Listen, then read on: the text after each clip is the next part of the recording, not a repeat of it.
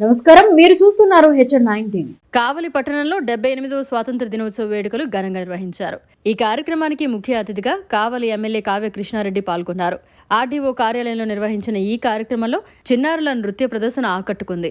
అనంతరం కావలి ఎమ్మెల్యే తన సొంత నిధులతో కావలి పట్టణానికి తలమానికంగా నిర్మించిన 100 అడుగుల జాతీయ జెండాను ప్రముఖులు, పాఠశాలల విద్యార్థుల నడుమ ఘనంగా ఆవిష్కరించారు. ఈ దేశంలో చట్టాలు ఎన్నొచ్చినా, న్యాయస్థానాలు ఎన్నొచ్చినా ప్రజల ధర్మ పరిపాలనలో నువ్వు ధర్మాన్ని బట్టి నడుస్తాడు. ఆ ధర్మాన్ని నిరంతరం కూడా మనం రక్షిస్తుందని చెప్పి 24 యొక్క చక్రంలో 24 గీతలతో బులుగు రంగులు వేయటం జరిగిందంటే ఈ భారతదేశానికి ఒక హిమాలయ పర్వతాలు కాపాడుతుంటే మిగతా 3 దిక్కులా కూడా సముద్రాలు కాపాడి మన భారతదేశాన్ని రక్షిస్తున్నాయి. ఆ బులుగు అనేది నీళ్ళకి చిహ్నంగా పెడుతూ బులుగు రంగుతో ధర్మచక్రాన్ని చూపించారు. అంటే ఒక్క జెండాలో ఎంతటి పవిత్రత ఉందో మనందరం కూడా తెలుసుకోవాలి.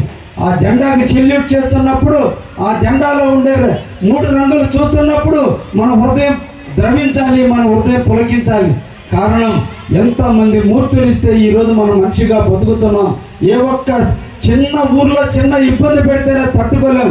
అటువంటి ఇతర దేశస్తుల యొక్క ఫలాల్లో మన పూర్వీకులు ఎంత నష్టపోయి ఉంటారో, ఎంత ఇబ్బందులు ఎదుర్కొని ఉంటారో. ఈరోజు చేసేటువంటి స్వేచ్ఛ ఆయువులన్నీ కూడా అమరుల యొక్క ఇది. కాబట్టి మనందరం కూడా మిమ్మల్ని ఈ సందర్భంగా అందరినీ కోరుకుంటున్నా, ఉన్న ఊరిని ప్రేమించండి. మొదట మాతృదేవో భవ, 2 పితృదేవో భవ, 3 ఆచార్య దేవో భవ. గురువు పాఠాలు నేర్పే గురువు తండ్రి తల్లితో సమానం అని పెద్దలు చెప్పారు. దానికంటే కూడా జన్మభూమిని కూడా మనం ప్రేమించుకోవాలి. పుట్టిన గడ్డ మనకి తల్లితో సమానం, ఈ దేశం మనకి తల్లితో సమానం.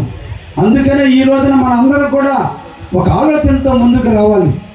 ఏ విధంగా అయితే తల్లిదండ్రుల్ని, అన్నదమ్ముల్ని మనం ఎలా ప్రేమించి మనం ఉంటున్నామో, మన జన్మభూమిని కూడా మనం శుభ్రంగా ఉంచుకోవాలి. మన ప్రాంతాన్ని కూడా మనం అభివృద్ధి చేసుకోవాలి. అప్పుడే మన ఇంటిని మనం శుభ్రం చేసుకోవడం కాదు, ఈ సమాజాన్ని శుభ్రంగా ఉంచే విధంగా, మన జన్మభూమిని మనకు బాగా చూసుకునే విధంగా మన అందరిలో కూడా జన్మభూమి మీద ప్రేమ రావాల్సినటువంటి అవసరం ఉంది అని చెప్పి సందర్భంగా మీ అందరికి కూడా తెలియజేస్తున్నాం. కేవలం 3 జాతీయ పండుగలు మాత్రమే ఉన్నాయి. వీటిని దేశ ప్రజలందరూ ఘనంగా జరుపుకుంటారు.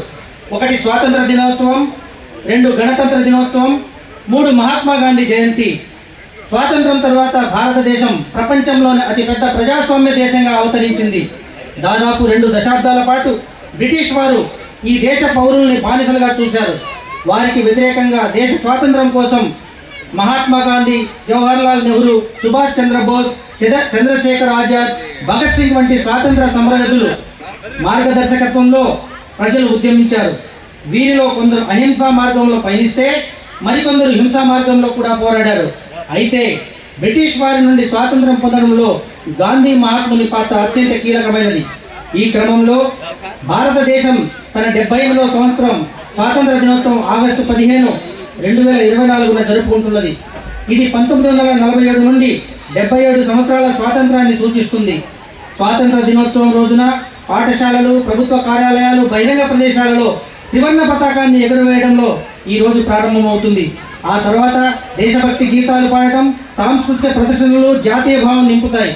దేశ రాజధాని ఢిల్లీలో చారిత్రాత్మక ఎర్రకోట నుండి దేశ ప్రజలందరినీ ఉద్దేశించి గౌరవ ప్రధానమంత్రి గారు ప్రసంగిస్తారు.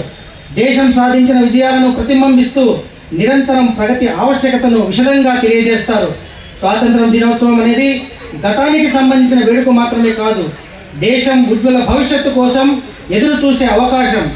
ఇది భారతదేశానికి మౌలిక ఆధారమైన భిన్నత్వంలో ఏకత్వం, ప్రజాస్వామ్య విలువలు గుర్తు చేస్తుంది.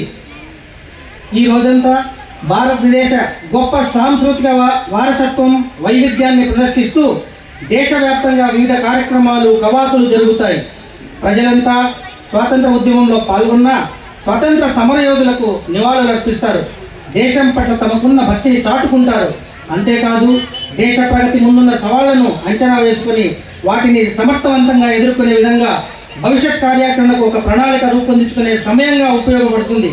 రాబో తరాలకు బలమైన, సమగ్రమైన, సుసంపన్నమైన దేశాన్ని నిర్మించాలనే నిబద్ధతను పునరుద్ధరించేందుకు ఈ స్వాతంత్ర దినోత్సవం ఒక శుభారంభం. కావలి అనే ఒక ఐకాన్ సింబల్ని ఆవిష్కరణ మహోత్సవాన్ని చేపట్టారు. అంతేగాక జాతీయ భావాన్ని పెంపొందించే ఉద్దేశంతో గతంలో కావలి పేరును నలుదిక్కులా వ్యాపింపజేసిన మహనీయులు మరియు శాసనసభ్యులని నేటి తరానికి పరిచయం చేస్తూ ఒక ఫోటో గ్యాలరీ కూడా ఏర్పాటు చేసి ఉన్నారు. అంతేగాక స్వాతంత్రం కొరకు శాంతియుతంగా పోరాటం జరిపి భారత జాతిని విదేశీ పాలకులకు కబంధ హస్తాల నుండి విముక్తి కలిగించిన మన జాతిపిత గాంధీ మహాత్ముడు మరియు మన తెలుగు జాతి ఔన్నత్యాన్ని ప్రపంచం నలుచెరుగుల వ్యాపింపజేసిన మహనీయులు మాజీ ముఖ్యమంత్రి వర్యులు శ్రీ మాన్యశ్రీ నందమూరి తారక రామారావు గారు ఈ జాతికి నిరంతరం గుర్తుండే విధంగా వారి చిత్రపటాలను ఆవిష్కరణకు సంకల్పించిన గౌరవ కావలి శాసనసభ్యుల వారి ఆకాంక్ష శ్లాఘనీయం. స్వాతంత్ర దినోత్సవం సందర్భంగా కావలి రెవెన్యూ డివిజన్ పరిధిలో శ్రీయుత జిల్లా కలెక్టర్ ఓ ఆనంద్ గారి పర్యవేక్షణలో శాఖాపరంగా అమలుతున్న కొన్ని ముఖ్యమైన అభివృద్ధి మరియు సంక్షేమ కార్యక్రమాల ప్రగతి వివరాలను మీ ముందు ఆవిష్కరించడం ఎంతో సంతోషకరం. మరిన్ని అప్డేట్స్ కోసం మన HN9 టీవీ ఛానల్ని సబ్స్క్రైబ్ చేసుకోండి.